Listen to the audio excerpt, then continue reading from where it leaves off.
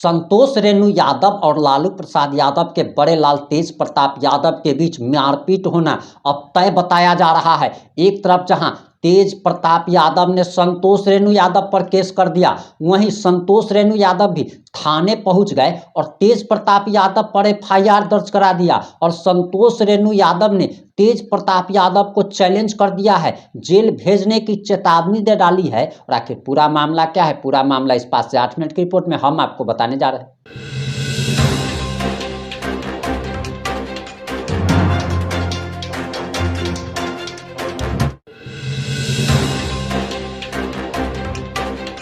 नमस्कार, मैं प्रिंस कुमार सिंह और आप देख रहे हैं पॉजिटिव इंडिया। अगर अभी तक आपने चैनल को सब्सक्राइब नहीं किया है तो खबरों से अपडेट रहने के लिए कृपया चैनल को सब्सक्राइब कर लीजिए। और जो लोग ऑलरेडी कर चुके हैं, हम तमाम लोग को हृदय धन्यवाद। अब वापस आते हैं अपनी खबर पर और जरा आप ये बयान सुनिए। हम अपनी जान की सुरक्षा की गुहार लगाते हुए प्रशासन तक आए हैं और आगे हम न्यायालय तक भी पहुंचे। मेरे ऊपर जनशक्ति जनता दल के राष्ट्रीय अध्यक्ष माननीय श्री तेज प्रताप यादव जी ने झूठा आरोप लगाते हुए जान मारने की धमकी देने का बेबुनियाद आरोप लगाया है और एफआईआर दर्ज कराया सचिवालय थाने में।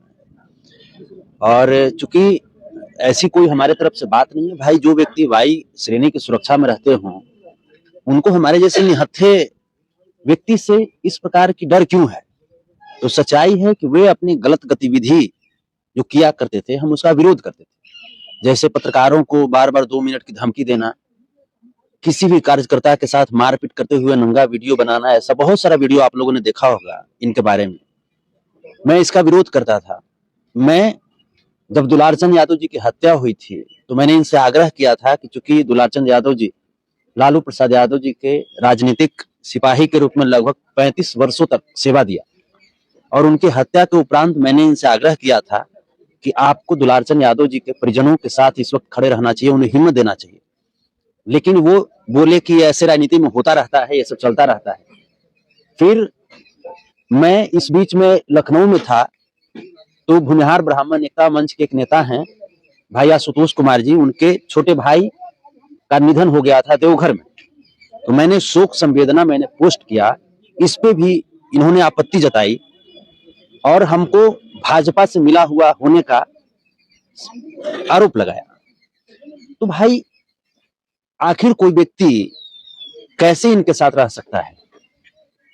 इनके ऊपर जितने भी आप जब खंगालेंगे, जब यूट्यूब खंगालेंगे तो सिर्फ और सिर्फ किसी कार्यकर्ता के साथ मारपीट, किसी पत्रकार को धमकी देना, किसी पत्रकार को दौड़ा देना, ऐसी ही बातें हैं। मेरा कहना है कि आपको ठीक है, किसी चैनल से आपको नहीं बनता है तो आप उस चैनल को इंटरव्यू मत दीजिए। राजनीति में हिंसा की जगह कहाँ है? आप किसी को 2 मिनट की मारपीट करने की धमकी देने वाले कौन होते हैं? और तो और ये जो जितना भी गलत गतिविधि करते थे, किसी के यहाँ टाइम दे करके नहीं जाना, और ये जो मारपीट जो खास करके अभी कुछ दिन पहले एक अविनाश करके महुआ के रहने वाले एक कार्यकर्ता थे, उन्होंने आरोप लगाया था कि शायद उनको मारपीट किया गया था, उनके साथ गलत तरीके से, अमर्यादित तरीके से व्यवहार किया गया था, वीडियो भी शायद बनाया गया था। तो मैंने इस पे जब स्पष्टीकरण मांगा, इनसे लिखित रूप से स्पष्टीकरण मांगा मैंने व्हाट्सएप पे, तो ये उल्टा हमको बोलते हैं कि नहीं आप आ करके और मीडिया में उसके खिलाफ उल्टा पुल्टा बोलिए। तो हम ये करने के लिए आपकी पार्टी में नहीं आए थे, आपने हमको पार्टी में बुलाया था, राष्ट्रीय प्रवक्ता का पद भी दिया था, तो हम पार्टी की बात रखेंगे ना, हम आपकी गलत गतिविधियों पर पर्दा नहीं डाल सकते। आखिर क्या वजह हुआ कि इतने बड़े घर आने से नाता रखते हैं आदरणीय तेज प्रताप जी, उन पर आपने धमकी दे दिया? यानी कि उनका नहीं, हम क्यों धमकी देंगे? आरोप ठीक है, वो राजा के बेटा है, युवराज है, आरोप किसी पे भी लगा सकते हैं वो। भाई हम तो निहत्था व्यक्ति हैं, हमारे पास न कोई सुरक्षा है, कुछ नहीं है। हम तो खुद उनके इस गतिविधि से हम डरे सहमे हैं, पूरा मेरा परिवार डरा सहमा हुआ है। क्या किसी तरीका का आप पर जान का खतरा या फिर कोई ऐसा? बिल्कुल भाई, वो लोग हर तरह की गतिविधि के लोगों के साथ उठते बैठते हैं, वो जब चाहे जब मेरी हत्या करवा दे सकते हैं ऐसे में। और अपने समर्थकों के नजर में मुझे विलेन बनाने के लिए उन्होंने ऐसा कदम उठाया है जिससे मैं बहुत सहमा हुआ हूं और हमारे परिवार भी सदमे में है।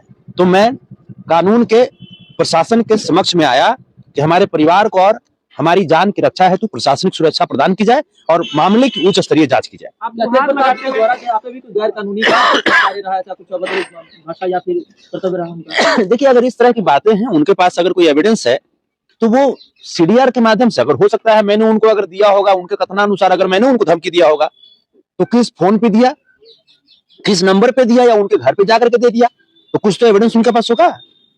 वो सीडीआर निकलवाएं, सीडीआर निकलवा करके वो बताएं कि हाँ मैंने कहा उनको धमकी दिया। ये बेवजह बेबुनियाद तरीके से ये हमको परेशान कर रहे हैं, तो ये गलत चीज है। हम अपनी पहचान किसी राजनीतिक विरासत से नहीं बनाए हैं, हमारी पहचान मेरी खुद के संघर्ष के बदौलत बनी है। समाज हमको हमारे संघर्ष के बदौलत मुझे प्यार दुलार देती है, लेकिन ये उनको नहीं पच रहा है। उनको लग रहा है कि कैसे किसी गरीब के बेटा को इतना मान सम्मान, इतना प्यार दुलार मिल रहा है। तो मैं संघर्ष करता हूँ, आप भी संघर्ष कीजिए ना।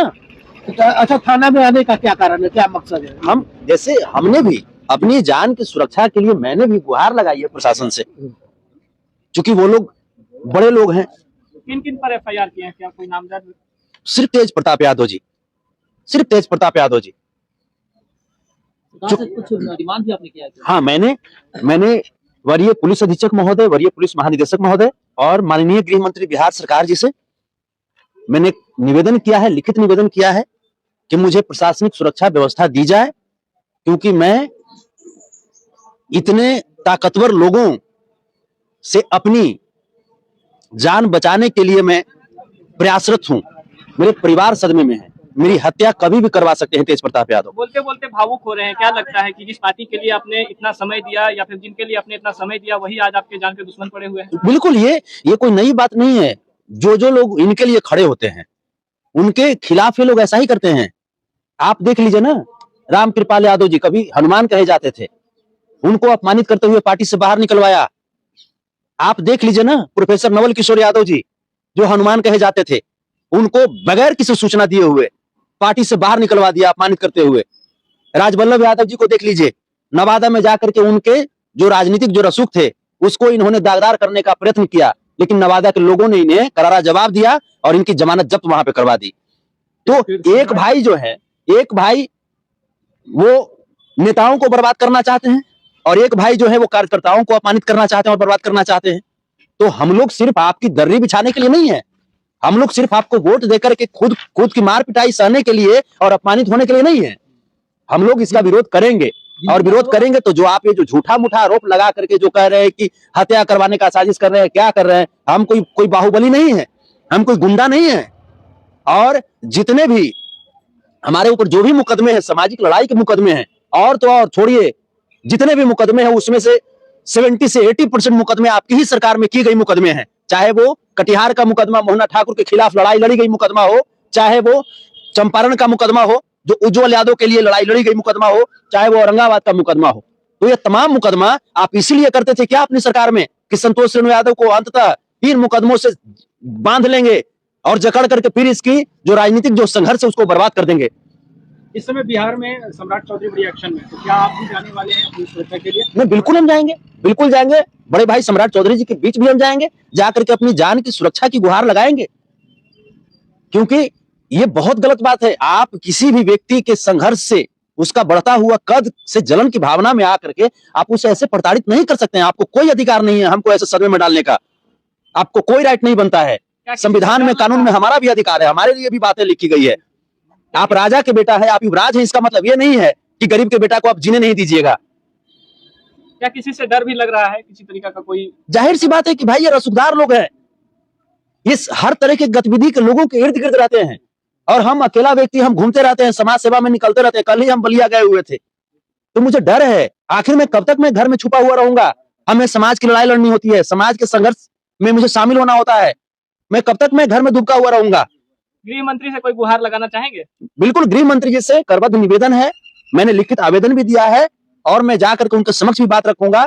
मुझे प्रशासनिक सुरक्षा व्यवस्था की जाए, क्योंकि मुझे डर है तेज प्रताप यादव जी से, ये कभी भी मेरी हत्या करवा सकते हैं। क्या आपको अफसोस हो रहा है कि आपने चुनाव में जो है इतना सहयोग, इतना साथ दिया तेज प्रताप यादव जी? नहीं, देखिए, हम तेज प्रताप यादव जी को चुनाव में साथ देने या नहीं देने की बात तो अलग है।